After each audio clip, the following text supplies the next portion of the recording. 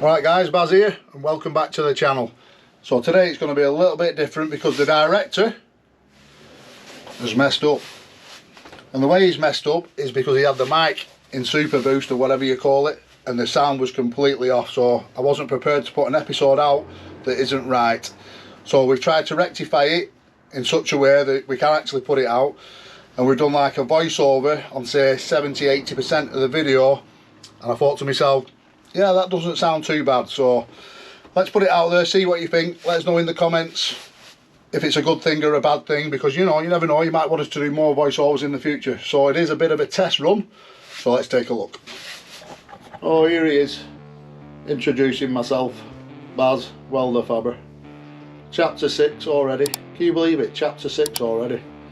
Please like and subscribe, as always. So this is a bucket that we're doing for PRS Group up in Scotland. The bucket is off a DL 400 2007. It's got about 13,000 hours on it, something like that. But it has already had a refurb off Miller. So Miller are a big outfit and they've done a proper job on it, but it's well and truly worn out again, as you can see. I've never seen one that bad. I mean, I thought Ashville's bucket were bad, but this is a bad one. Look at Ashville's bucket right now. So we're just about to start cutting this apart, and the first thing we're going to do really is cut that bottom out and get it away. You know, just get all that badness out. You can see all the heel plates are missing, heel plates, mounts are missing. You know, all the motherboard's gone. You know, it's worn right through, it's took the bolt on edge off.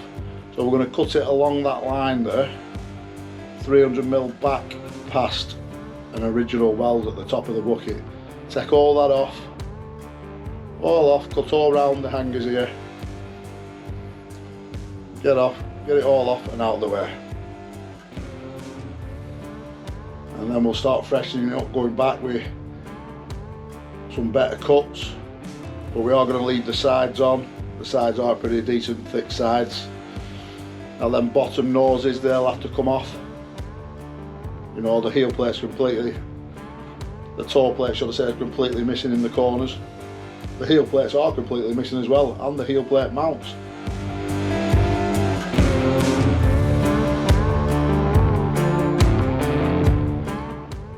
So all them wear plates are going to be replaced.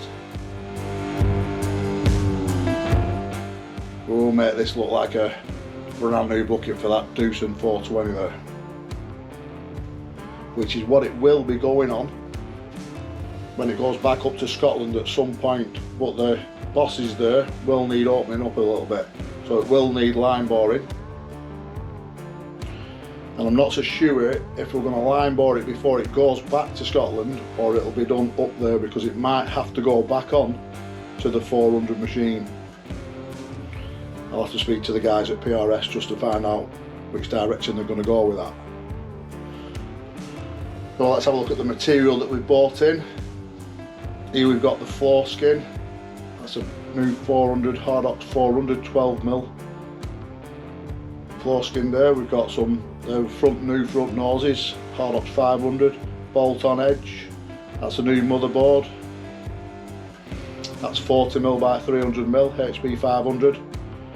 The heel plates are 40mm as well, HP 500. There's the new plough bolts, 1.25 inch. And there's all the new wear strips for the bottom. That's the heel plate mounts. 20mm thickness, again Hardox 500. Nice bend on that from Chris at John Moore's. Actually fits perfect into the bucket.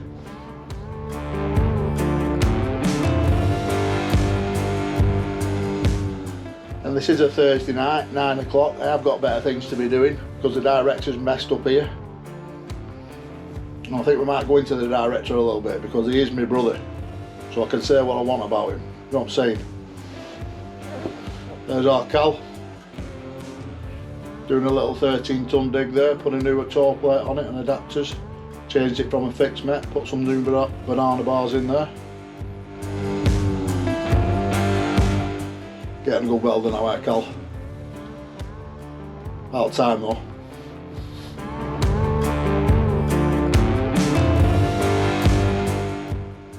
that boy there thinks he knows what he's talking about. So now we've got the bottom cut out, the rough cut should I say, and now Woody's going to come into it in a minute and start doing it a bit of a neater cut. Here he is, little woodster. So I'm just explaining that he needs to cut 300mm back from that original weld line and cut it straight across. We're just talking about that it might need line boring, and Woody could actually do the line boring because he is a line borer, and that it will need facing off inside there, inside the bosses, to open it up a little bit to fit the new loader arms on the 420. Just saying, yeah, I can do that. We do need to get a few more measurements though off the 420, but it will fit because we have got one in the yard. Looks quite smart, that jacket, doesn't it? Ellie Hampton jacket, if people keep asking me.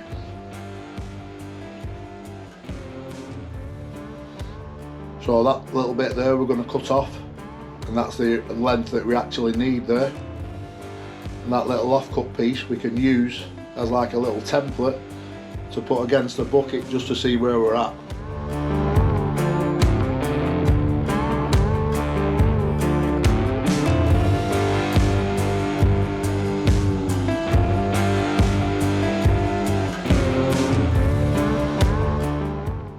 That's got to come off. I'm just explaining that the new floor will go further down than the old floor, and then the toe plate will go on the end of the plate, and that will give us a little bit more of the bucket, should I say, make the bucket a little bit bigger than it originally was. So the customer does want this bucket to load a truck in 2 bucket loads, and we are going to put greedy boards on it, but I still don't think it'll quite make it with 2 buckets. We've got a 420 at the moment with a big bucket on it, and it still doesn't do it in 2.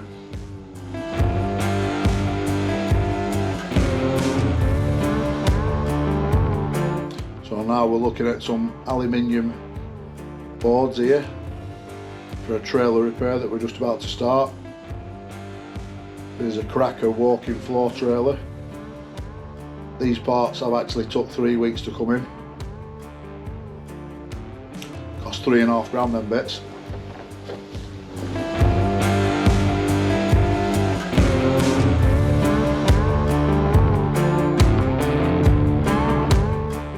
Oh, that trailer will be here in a minute. And here's a little bit of Woody.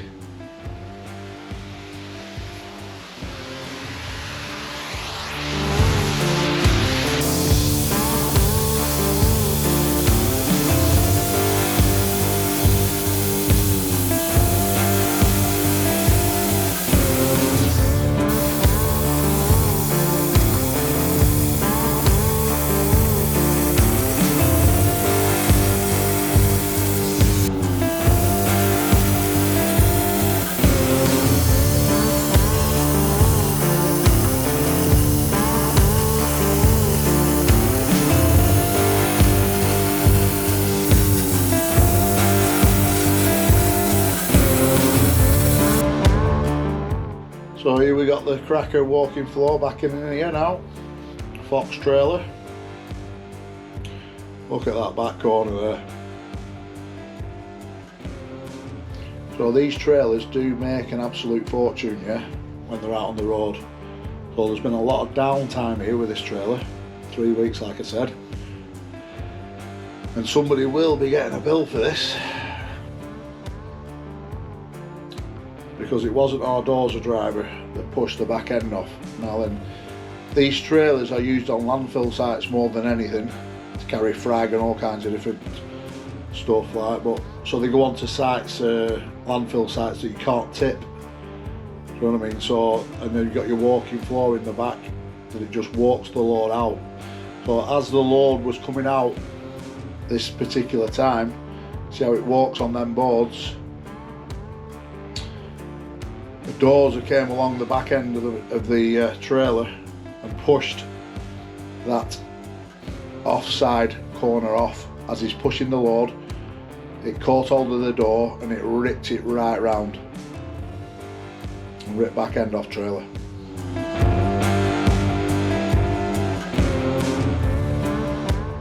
So this is the first one that we've had to repair in this way. We've never had to do repair like this ever. So there's Jay and Cal that are going to be doing the job more than anything, and I'm just explaining where to start. So really they want to cut the hinges off first, get the door off and get it out of the way. And I'm explaining that it's in 3 sections there. There's a board, there's a hinge and 2 boards. Now the way to split this apart is to cut an inch to the left side of that second board there. Yeah, go up, all the way up there, we're cutting this on a 9-inch grinder, and then boards clip into each other like a little lock. Once you've cut it off, then you can run up the inside of the boards with the grinder and get the board out of the way completely. Here we got a little flat bar that locks into the back side, the right hand side there where you can see that little hole. It actually clamps that to the trailer. That is a good locator to know that you're in the right spot when you come to putting it back together. So if they line up when we put the boards back on, you know you're bang on in right position. That aluminium plate there will have to come off, and we'll put some new alley plates on.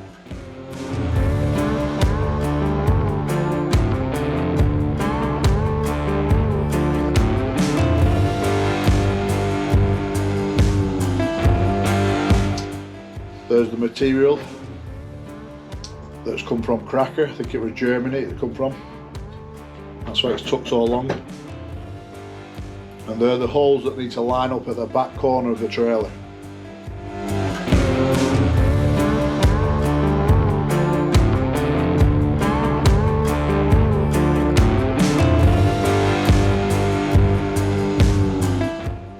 So I'll get the lads started on this in a second. I'm just telling them to send the sheet over, connect it up with the electrics. And now we go back to wood with a little bit of stuff.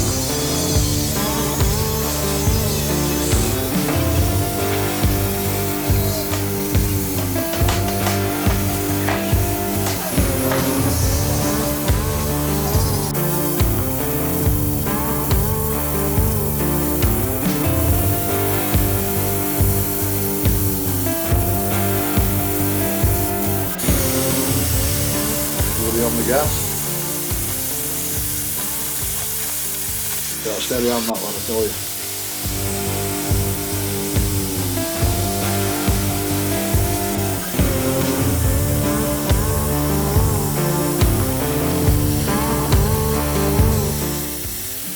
That's a VOC gas torch. Got a 16th cutting nozzle in it. Look at that, smooth and steady.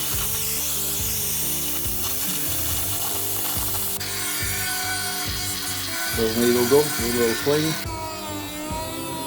And there's Jay now with a 9-inch grinder in his first cut.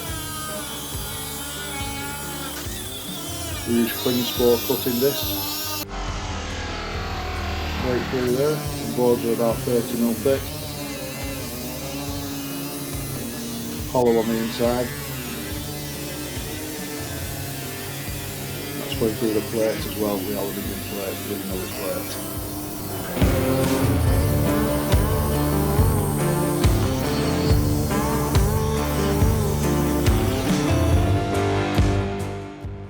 So we're just looking at the inside cut now.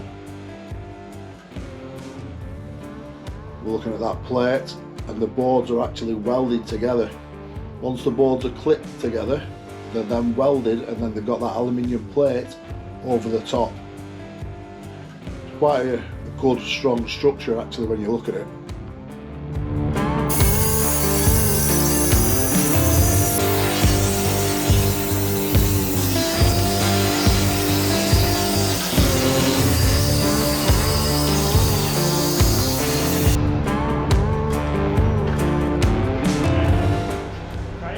There we go. That's the back corner off. So here now we've got a grab wagon that's just come in, broken down. The grab bucket won't work. So the bucket won't open and close. So my first thought was the pistons come off the end of the rod, or it's passing the seals, because we've got pressure, everything's there, but it just won't open and close. And this is my spare bucket that is actually knackered and nobody told me about, that I found out just as we were doing this job. So I wasn't very happy at this point. So I'm just taking the ram off just to see if we can figure out what's going on with this ram.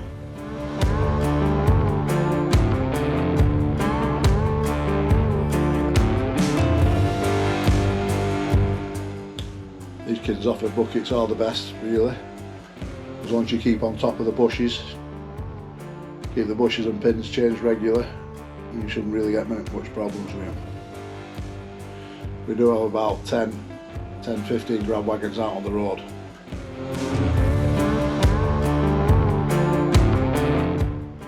That ram has been in for repair a month or two back, so I was questioning why it's gone so soon. I know it's been in a month or two back because there's no paint on the cylinder.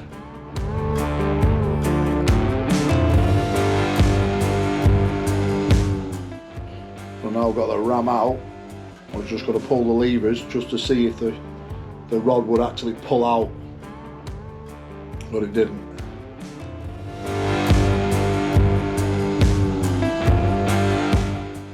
But the rod is actually a little bit bent, if you can see there. You see that's a little bit bent.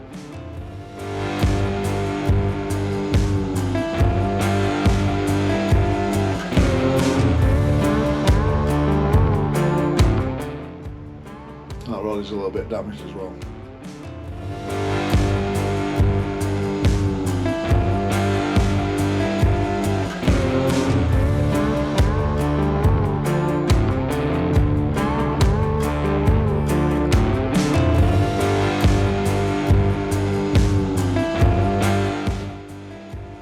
So we just pulled the other ram off, and look, the piston has come off the end of the rod on that one, and the rod is badly bent. It's hard to see there, but it is bent. Can you see it there? So what happens when the piston starts coming off the rod, once it starts winding itself off inside the cylinder, so it effect makes the rod bigger, yeah. So it's putting, that's what actually bends the rod. So you're basically putting a longer rod into a ram, and it's too long and it bends under pressure. Whereas this one, the seals were knackered.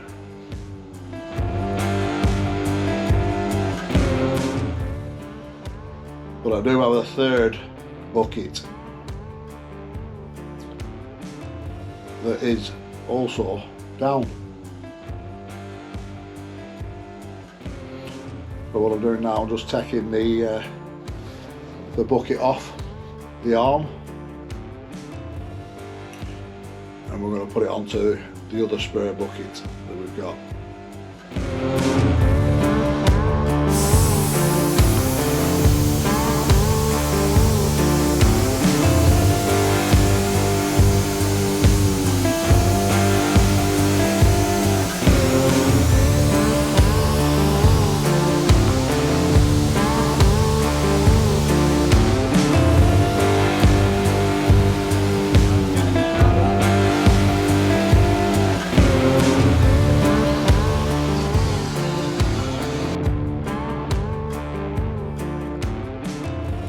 So I'm just looking now at the other bucket at the back there, that black one. That never really gets used because one of the others is with spare, yeah. But can you see how that fitting's been snapped? And it's broke into the rod there, into the cylinder, should I say. So what I'm actually doing, I've actually got on the phone to Pertec to get them out with a couple of new fittings to get this wagon back out on the road. So I'm just getting an extractor out now so we can get that fitting out of that ram. They're Doma extractors, very good. They're just some old extractors that I've had for years, but also very good. Well, a couple of them broke, as you can see. Getting a hammer out there and a little adjustable spanner. So I'll knock the extractor into the broken fitting, turn anti-clockwise and extract.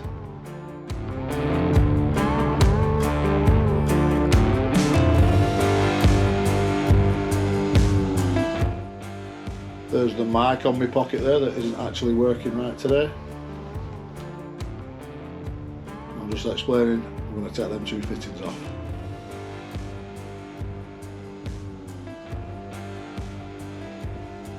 Then we'll go walkie, 1/2 inch drive, crank them 24s off.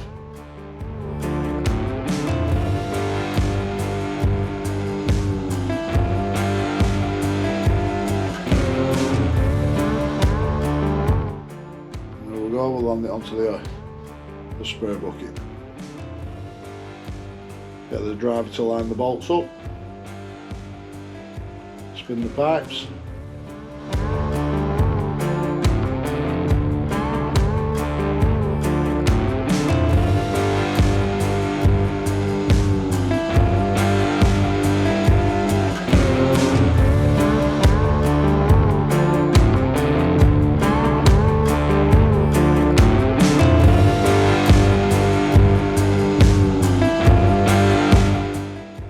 button them back up.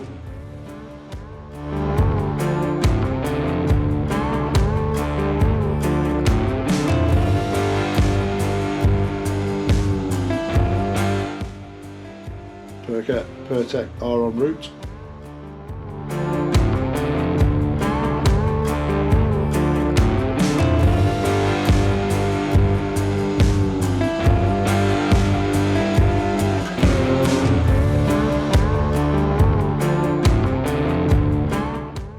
Pertec have been, and the pipes are back on, so that wagon can now get on its way. And here's a picture of the rams.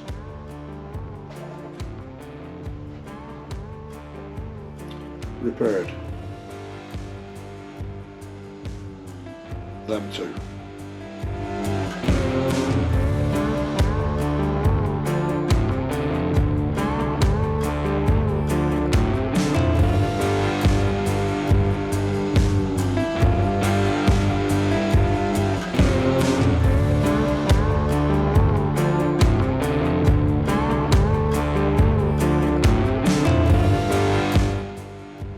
On top of the ladder.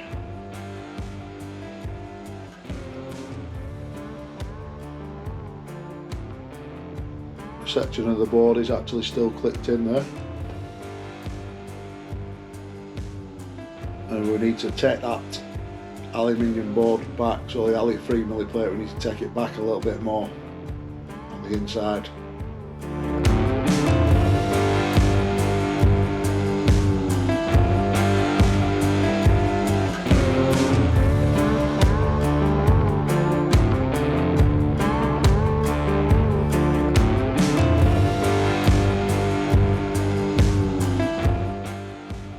That is the board that needs to go further back, that plate.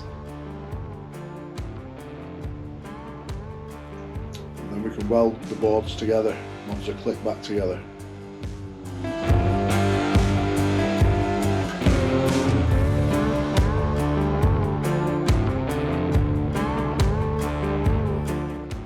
There's the hinges off the door, so they're the new hinges.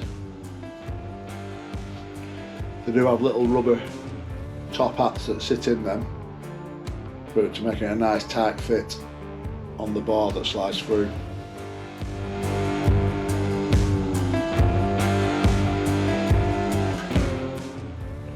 So Woody's got into the hangers now, just taking the floor skin out.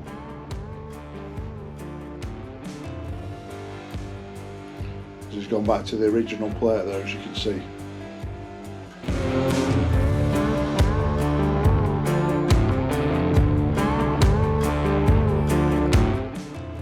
We're just looking for the test piece that's on the floor, so we can sit that in the hangers and against the side just to see where we're at with the floor skin. It's quite a good fit, as you can see.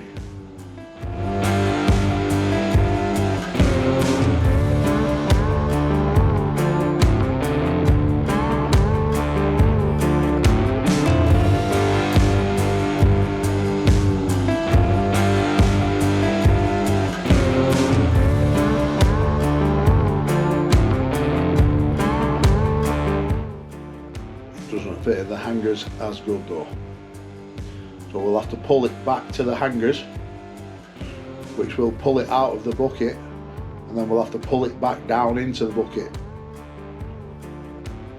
You see how it's a little bit out there, so we'll pull it back to the hanger, then pull it back into the bucket, which makes it a little bit hard work because you are fighting it, and it is hard to fight that hard ox plate. It's not easy to bend.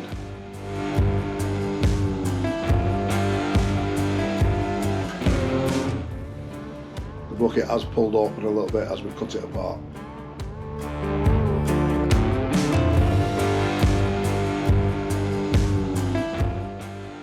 All them front noses are going to be cut off.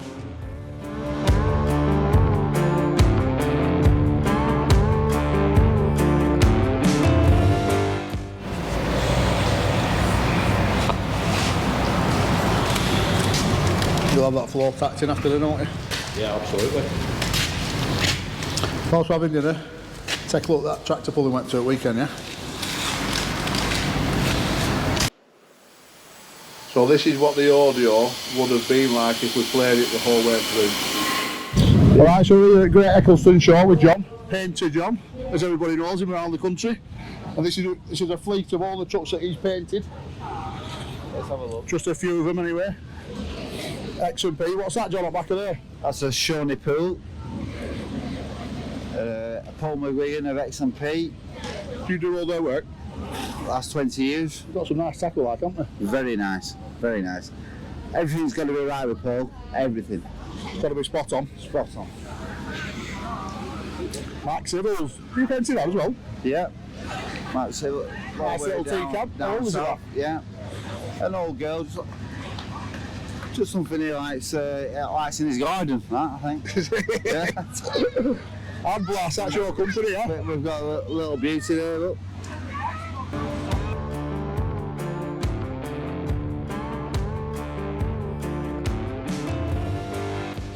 So here we've got to a little blue. As you can see, that audio was horrendous.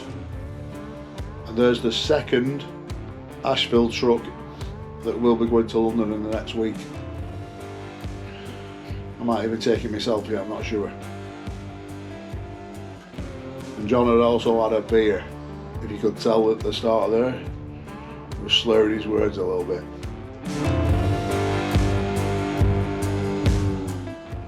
So we've got a couple of trucks here from M&M Acquisitions, Paddy, if anyone knows him. Proper chap.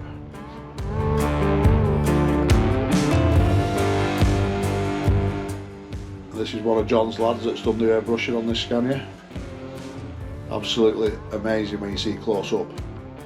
The Battle of Trafalgar.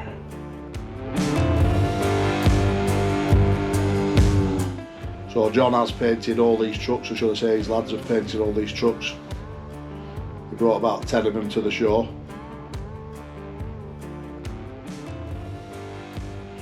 Look at that, you don't get much better than that, do you?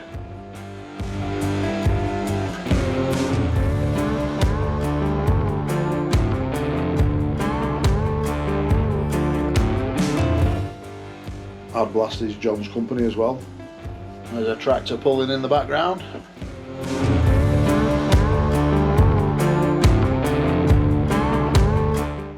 One of Marcus's trucks there. That's a 770 ST like ours, like Big Blue. It's not Big Blue, but it looks like Big Blue. For sale. Little Pete Marcus's Toy Story here.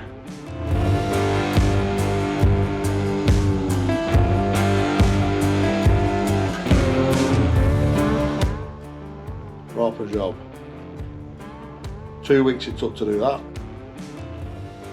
Another one of Marcus's here, like a motorhome. He does like his airbrushing. A lot of his, in fact, all of his trucks are airbrushed. There's the asphalt truck. I'm just talking about the paintwork on it there. Really good paintwork.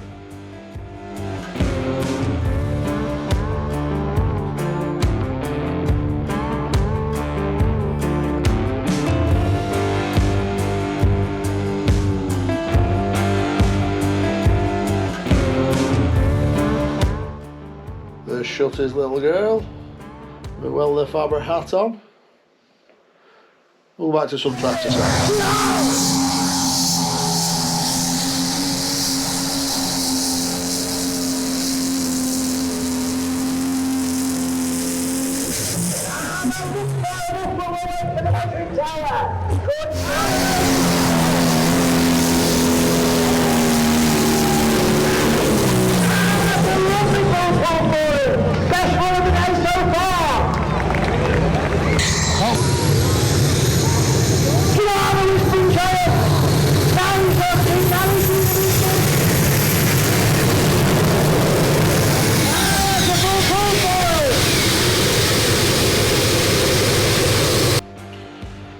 There's my M4.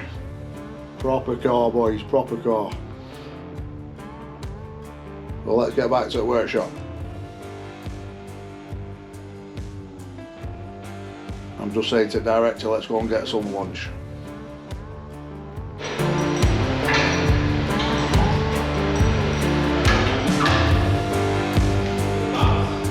What toilet?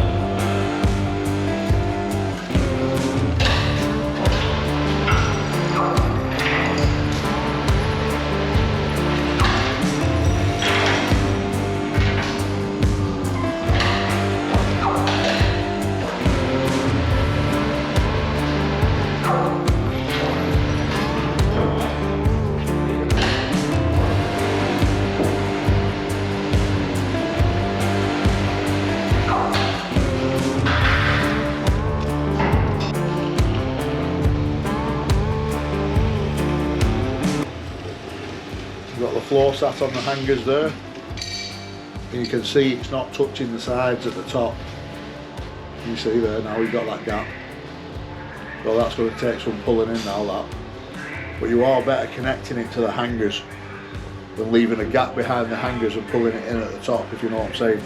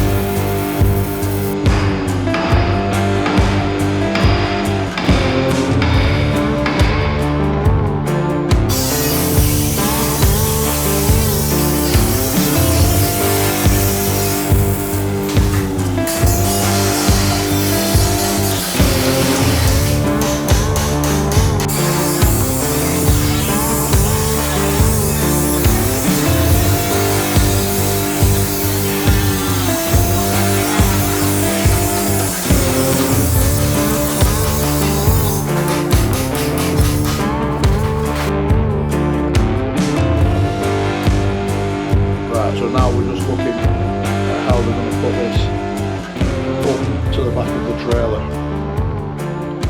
They've made that little lifting eye there, put a shackle through, and a little strap connected to the forklift, and lift it up to the side. See how they clip in there, them boards? They all click together, and once they're all clicked together, then you fully weld them.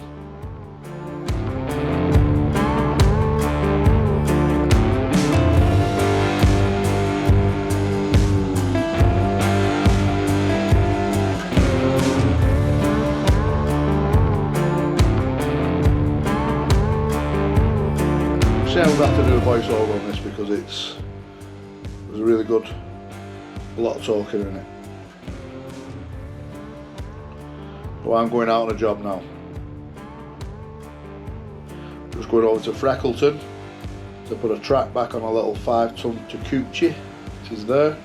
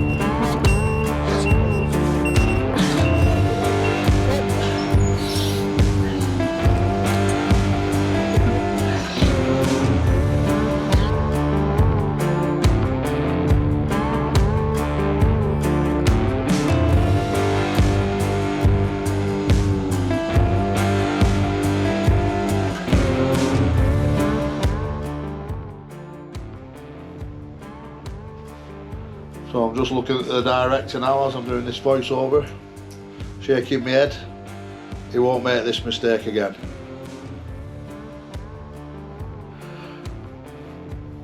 This is our new truck park. And what we're doing here, so we've got Paul there and Matt, they're just fitting the barriers to separate the trucks. Just give the trucks a metre gap so they can back up to each other in the yard. We are going to put walkways and lines down for the truck parking, so they'll all be parked in exactly the same spot each night. On a weekend this truck park does house 160 trucks. That is not a walkway, that is just to separate the trucks.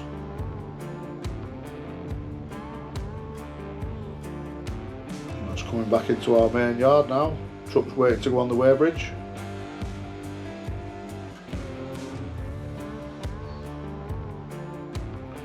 Let's see how the boys are getting on with the trailer.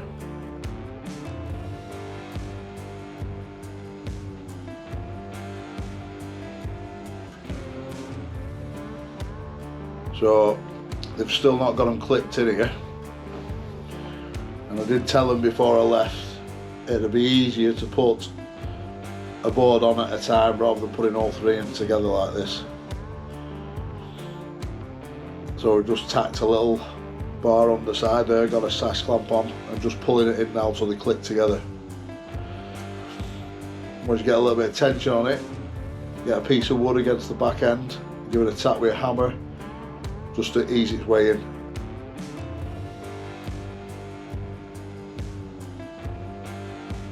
See how it jumped in a bit then? Jumping in a bit each time as you touch it with a hammer. Get rid of the sash clamp now, it's locked in a little bit.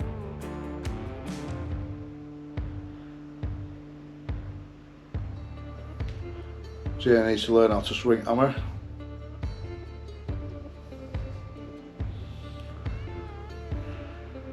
Like a little toffee hammer. That's clipped in now. Need to button that back end up. So Woody started dogging the floor down. He was just telling me how badly bored the plate is now we've had to do that.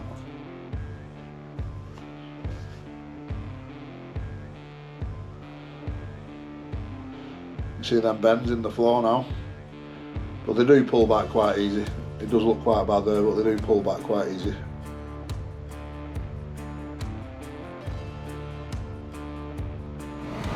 Right, let's answer a few comments then, yeah?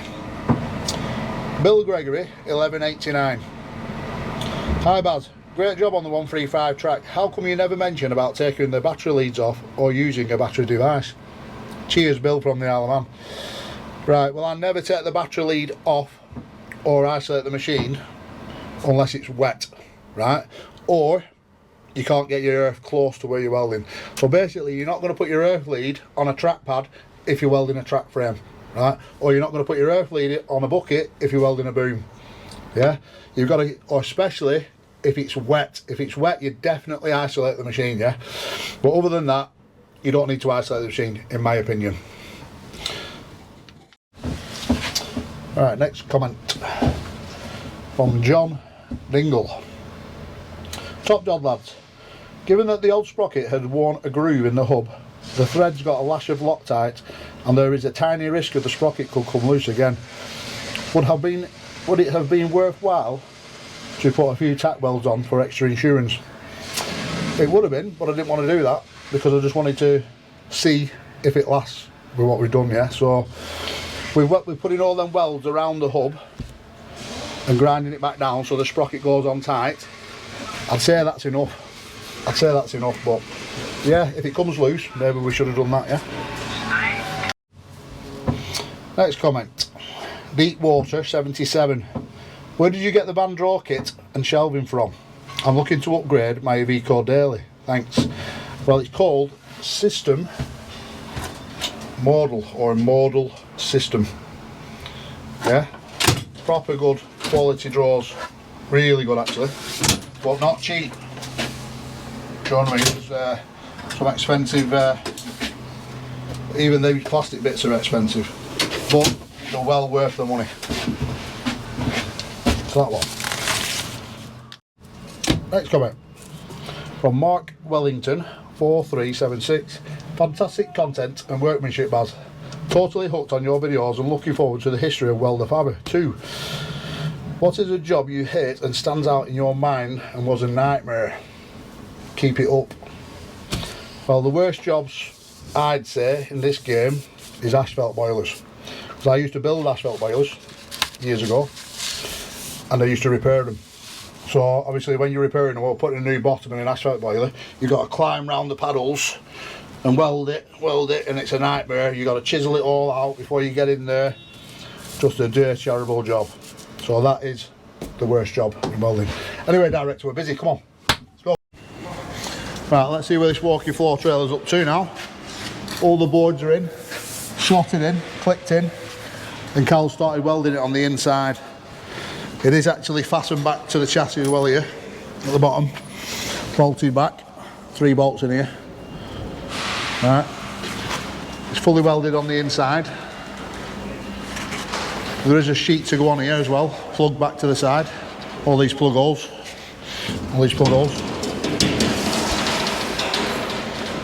We've had the door on already, and it does fit perfect with just the door hinges to weld. This will be finished tomorrow, but you can see a picture of it finished here right now. Right, so on to the loader bucket that Woody's doing.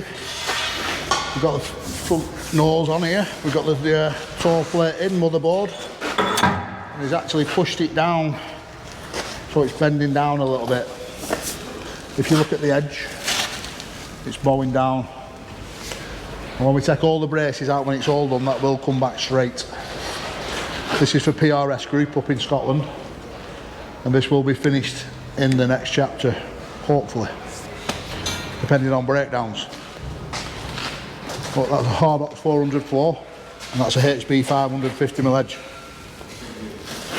So that's coming along nicely.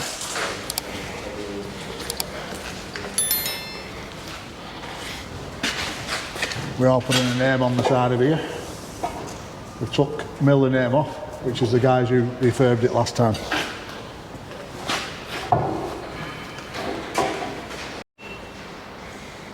Right, director, I think you've got more than enough there to do the next chapter.